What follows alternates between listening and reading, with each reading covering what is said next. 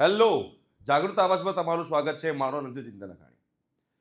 બેટા, આજનો વિડીયો જે છે એ ધ્યાનથી તમે લોકો સમજજો, નહીં તો પછી બેન્ડ વાગશે તો મને કોઈ કહેવા આવતા નહીં. એ હું તમને અત્યારથી કહી રહ્યો છું, તમને વોર્નિંગ આપી રહ્યો છું.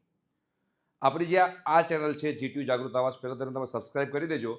બિકોઝ તમારી જીટીયુને લગતી તમામ ઇન્ફોર્મેશન જે છે તમને લોકોને આ યુટ્યુબ ચેનલ પર મળવાની છે. રાઈટ? એટલે તમારે આ ચેનલ માટે સબસ્ક્રાઇબ કરી દેવાની છે. બીજું, વોર્નિંગ કેમ આપી રહ્યો છું? કેમ કે બહુ હવે છે ને, મને કહેવાય ને કે હવે એક લિમિટ ક્રોસ થઈ ગઈ છે.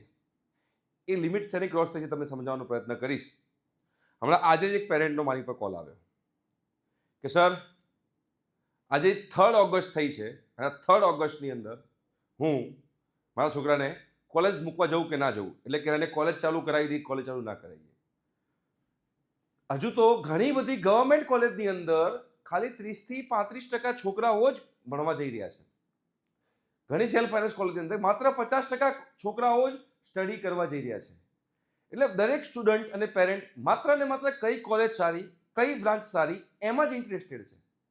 હવે સ્ટડી સ્ટાર્ટ થઈ ગયું છે તો કોઈ જલ્દી કોલેજ જતું નથી અને સ્ટડી સ્ટાર્ટ કરતું નથી. આવું કેમ કરી રહ્યા છો મને સમજાતું નથી.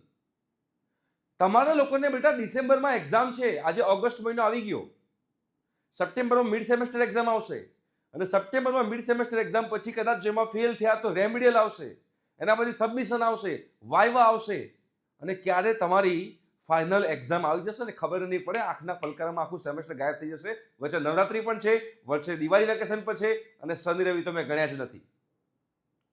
એમાં પણ ગુજરાતી મીડિયમના જે છોકરાઓ જે છે એ તો જબરજસ્ત તકલીફમાં મુકાય છે. બિકોઝ એ લોકોને તો ઘણો મોટો ચેન્જ આવે છે. 12th સ્ટાન્ડર્ડ સુધી ગુજરાતી મીડિયમમાં ભણ્યા હોય, હવે અચાનક ઇંગ્લિશ મીડિયમમાં એ લોકોએ ટ્રાન્સફર થવાનું હોય તો કેટલી મહેનત કરવી પડે. પણ ના, આપણે ઓલવેઝ સર કઈ કોલેજ સારી, સર આ બ્રાન્ચ લઉં કે પેલી બ્રાન્ચ લઉં, સર આ કોલેજ સારી કે પેલી કોલેજ સારી, ગવર્મેન્ટ કોલેજ લઉં કે સેલ્ફ ફાઇનાન્સ કોલેજ લઉં. જેવી એડમિશન પ્રોસિજર પતે છે એટલે બધા શાંત થઈ જાય છે. મને કમેન્ટ બોક્સમાં કમેન્ટ કરીને કહો કે ના સર અમે એવું નહીં કરીએ, વી વિલ સ્ટડી હાર્ડ. મને જો તમે લોકો જાગૃત આવાજ પર ભરોસો કરતા હો, તમે લોકો મને ટ્રસ્ટ કરતા હો, તમને હું જે કહી રહ્યો હું એ વાત સાચી લાગતી હોય તો કમેન્ટ બોક્સમાં કમેન્ટ કરો કે યસ સર અમે સ્ટડી કરીશું, અમે કોલેજ જવાનું ચાલુ કરી દઈશું. શેની રાહ જોવાની છે? ઘણા લોકો હજુ એમ કહે છે કે સર પીજી શોધી રહ્યા છીએ, સર હોસ્ટેલ શોધી રહ્યા છીએ, એના કારણે અમે સ્ટડી સ્ટાર્ટ નથી કર્યું. અરે પીજી હોસ્ટેલ તમારે તો અર્જન્ટમાં શોધવાની હોય બેટા. બિકોઝ તમારા જે પણ કોલેજમાં મિસ થશે એ તમને કોઈ પાછું ભણાવવાનું નથી કે સાહેબ મારે મિસ થઈ ગયું મને ફરીથી ભણાવો. એ તો તમારું ગયું એ ગયું, પછી તમારે માત્ર ને માત્ર સેલ્ફ સ્ટડીથી કરવું પડશે. એવરી યર, આ એવરી યરનું છે, આ ફર્સ્ટ ટાઈમ નથી કે જ્યારે એડમિશન પ્રોસિજર સ્ટાર્ટ થાય છે ત્યારે બધા એટલા બધા એલર્ટ હોય છે. કોઈ બી વિડીયો આવે એટલે જબરજસ્ત એલર્ટ. એમ બ્રાન્ચ માટે એટલું બધું પૂછશે, કોલેજ માટે એટલું બધું પૂછશે. બધા છોકરાઓ સાયલેન્ટ, બધા પેરેન્ટ્સ સાયલેન્ટ. હવે જ્યારે એકચ્યુઅલી રિયલ લડાઈ તો હવે સ્ટાર્ટ થઈ છે. તમારે લોકોએ ખાલી ગોખવા માટે સ્ટડી નથી કરવાનું, રટ્ટા મારીને પાસ નથી થવાનું. તમારે રટ્ટા મારીને પાસ થવું છે. તમારે જો ગેટ એક્ઝામની તૈયારી કરવી હોય, તમારે જીપીએસસી એક્ઝામની તૈયારી કરવી હોય, આ બધી એક્ઝામની તૈયારી, કોઈ પણ ગવર્મેન્ટ કોલેજની તમારી તૈયારી કરવી હોય, તમારે 4th યરમાં જે કંપની આવશે એ કંપનીની પ્લેસમેન્ટની, એના ઇન્ટરવ્યુની તૈયારી કરવી હોય તો એ બધામાં કન્સેપ્ટ જરૂર પડશે. તમે ફર્સ્ટ યરમાં રટ્ટા મારીને પાસ થશો ને તો 4th યર સુધી પહોંચતા પહોંચતા તમે લોકોને તકલીફ પડી જશે. મેં એવા સ્ટુડન્ટ્સ પણ જોયા છે કે જે લોકોને હજુ તો ઇક્વિલેટરલ ટ્રાયેંગલ કોને કહેવાય, સમબાજુ ત્રિકોણ કોને કહેવાય ખબર નથી, કે મીડિયન, જ્યારે ઇક્વિલેટરલ ટ્રાયેંગલ હોય ત્યારે મીડિયન જે છે, એલ્ટિટ્યુડ જે છે, બાયસેક્ટર સેમ જ હોય, કંઈ ખબર જ નથી. બિકોઝ આપણે ઓલવેઝ એવું જ વિચાર્યું છે કે મને કોઈ જગ્યાએથી આઈએમપી મળી જાય તો હું પાસ થઈ જાઉં.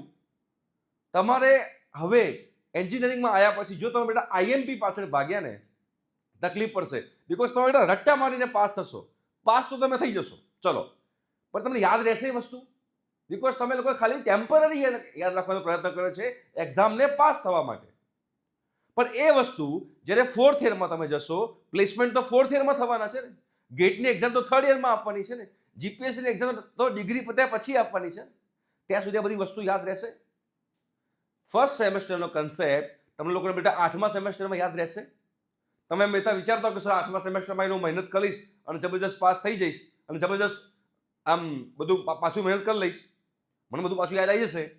એક વસ્તુ વિચાર કરજો, જે લોકો JEE મેન્સની પ્રિપેરેશન કરતા હતા અને 11th અને 12th 2 વર્ષનું ભેગું હતું, એમાં 12thમાં આવ્યા ત્યારે 11thનું બધું ભૂલાઈ ગયું, જેના કારણે JEE મેન્સમાં માર્ક્સ ઓછા આવ્યા હોય, તો ફર્સ્ટ યરમાં જે તમે એન્જિનિયરિંગમાં સ્ટડી કરશો, સેકન્ડ યરમાં તમે સ્ટડી કરશો, એ શું તમને 4th સુધી યાદ રહેશે? અને પછી 4th યરમાં આ બધું રિવિઝન કરવાનો સમય હશે? વિચારી જોવા એક વસ્તુ, હું આ પોતે સિચ્યુએશનમાંથી પાસ થઈ ચૂક્યો છું. મેં આના ઘણા બધા પ્રોબ્લેમ ફેસ કર્યા છે. હું નથી ઈચ્છતો કે મારા જાગૃત આવાજનો વિદ્યાર્થી આ વસ્તુ જે છે એ ફેસ કરે. બૂમો પાડી પાડીને અમે થાકી જઈએ છીએ કે બેટા સ્ટડી કરવાનું ચાલુ કરો, સ્ટડી કરવાનું ચાલુ કરો. હજુ તો ઘણા બધા લોકોને એ પણ ખબર નથી કે એમની કોલેજમાં સિલેબસ શું છે. તમે ખાલી વેબસાઇટ સર્ચ કરો ને, તમે ફોર એક્ઝામ્પલ GTU છે એનો આપણે વિડીયો બનાવી કાઢ્યો, આ જ ચેનલ પર વિડીયો છે કે ફર્સ્ટ યરની લિસ્ટ ઓફ બુક્સ. તોય ઘણાને ખબર નથી, અમને પર્સનલ વોટ્સએપ મેસેજ કરશે કે સર બુક્સ ક્યાંથી મળશે, સિલેબસ ક્યાંથી મળશે. બિકોઝ આપણે એલર્ટ રહેતા જ નથી. અને જો આ એલર્ટનેસ ઓછી થશે ને બેટા, તો બહુ સમસ્યા આવશે. અને જો ફર્સ્ટ સેમેસ્ટરમાં ફેલ થયા તો એના કારણે શું તકલીફ પડી શકે આગળ જતા, સેકન્ડ સેમેસ્ટરમાં ફેલ થયા તો એના કારણે શું તકલીફ પડે આગળ જતા, એ બધું તમારે જો બેટા સમજવું હોય ને તો કમેન્ટ બોક્સમાં કમેન્ટ કરજો કે સર ફેલ થાવ તો શું થાય. હું તમને એનો ડિટેલમાં વિડીયો બતાવીશ કે જો ભાઈ ફેલ થાવ તો આ થાય. આ બહુ જ અગત્યની વાત તમારે ગળે ઉતારવી પડશે, તમારે મગજમાં આ વાત ઉતારવી પડશે બેટા. અને આ વિડીયો બનાવવાથી જો 5% વિદ્યાર્થીઓ પણ એમનું માઇન્ડ ચેન્જ કરતા હોય અને સ્ટડી કરવાનું ચાલુ કરતા હોય, કોલેજમાં જવાનું ચાલુ કરતા હોય, તો મારો વિડીયો બનાવેલો સક્સેસફુલ છે. આ વોર્નિંગ છે બેટા, આ રેડ એલર્ટ છે. પછી પાછળથી જે રીતે 12મા ધોરણમાં આપણે કાશ શબ્દ યુઝ કર્યો તો યાર 12મા ધોરણમાં મહેનત કરી હોત તો હજુ તો અમારે એક કાશ વર્ડ આખી જિંદગી ચલાવવાનો છે કે કોલેજમાં મહેનત કરી હોત તો. કેટલા બધા વિદ્યાર્થીઓ પર્સનલી મળીને કહે છે કે સર મારથી ભૂલ થઈ ગઈ, મારે હવે ડ્રોપ લેવો છે. આ ડ્રોપ લેવું એ એનું સોલ્યુશન છે? એકવાર વિચારો શાંતિથી. ઘણા સ્ટુડન્ટ્સને મળીએ છે ને તો એમને એમ જ છે કે કોલેજમાં ટાઈમપાસ માટે એડમિશન મળી ગયું છે, હવે કોલેજ ડિગ્રી પતશે અને જોબ હાથમાં આવી જશે. એવું હોય? તમારી ગમે એટલી સારી કોલેજ હોય, પણ જો તમે લોકોએ પ્રોપરલી કામ ન કર્યું, પ્રોપરલી સ્ટડી ન કરી, તો કંપની તો તમારી કોલેજમાં આવશે જ. કંપની તમારી કોલેજમાં આવશે, બટ તમને જોબ મળશે?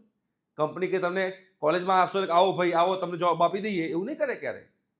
તમારા લોકોએ તમારું મેથ્સ એકદમ સ્ટ્રોંગ રાખવું પડશે, કન્સેપ્ટ સાથે શીખવું પડશે.